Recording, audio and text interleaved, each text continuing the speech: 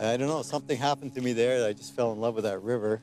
I've been going back every year of my life for 50-odd years now. And it's just one of those landscapes that maybe everybody has the lucky opportunity to fall in love with in their life. So, and that's mine.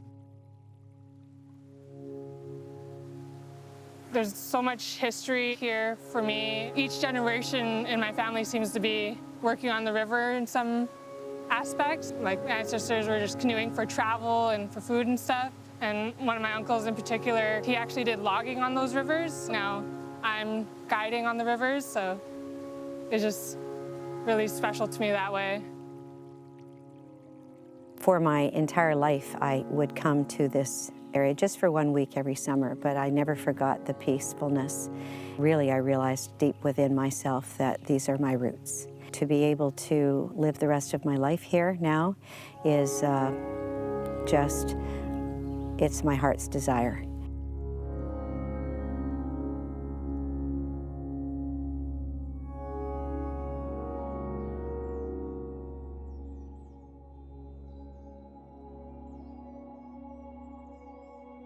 I grew up in the country, and so I was very close to nature, close to wildlife, enjoyed being outdoors and active in hiking, snowshoeing, things like that. So it was really a natural fit to want to work in an organization that promotes setting aside landscapes for that.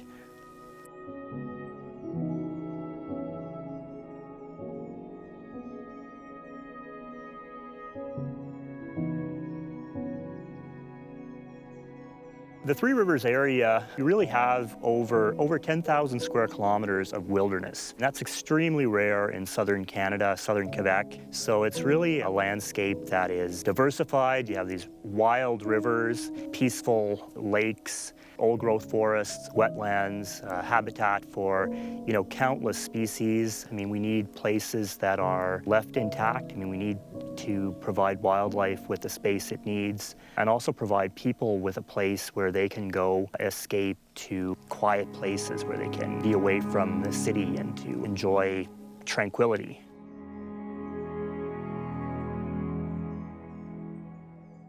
People have been talking about the need to protect the Dumoine River for probably 80 years now, if not longer. It is the last undammed Quebec tributary to the Ottawa River, one of the last undammed rivers in southern Quebec, or southern Canada for that matter. I mean, there are very few rivers that have absolutely no dams. So that in and of itself is a reason for wanting to protect the river.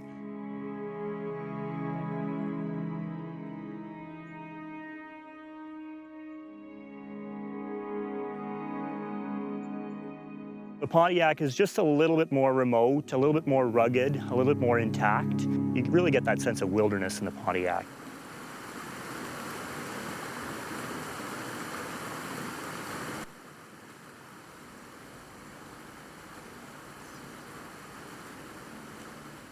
Well, the Ottawa River watershed is one of the largest in Canada. Every river has some sort of impact on it today. Just by happenstance, the only one that hasn't is the Dumoine River. And that makes it pretty unique in the Ottawa River watershed. I think that's worth fighting for. It's not the only wild river in Canada, of course. There are hundreds of wild rivers, but it is one of the only accessible watersheds that you can get to for a weekend or longer adventure from the major population areas, Montreal, Ottawa, Toronto. I love the fact that it's just so close to home for me. A lot of times, especially when I'm on the river, I think I can't believe my ancestors canoed this and went all the way to Ottawa, and they navigated these rapids on their own, and the environment and nature, they need to be protected. You need to take steps to preserve something precious. This is where you can relax. This is where you can just stop and be still and appreciate what life is about. It's good for the soul. We really need these opportunities to experience life as it might have been 100, 200, 500 years ago. There's so much history here for me. My ancestors were once here. traveling through these trails and along this river. The pristine water needs to be preserved. We really know that we have a future here with tourism of a certain type. It's adventure tourism, it's tourism by people who really want to get out of the cities, having the stillness and the beauty. We have a very healthy river right now, and we want to keep it that way. The Three Rivers Fund is a new initiative of CPAWS Ottawa Valley, which aims to bring together all of the partners and stakeholders that are operating or have an interest in the Noire, Coulonge, and Dumoine River watersheds.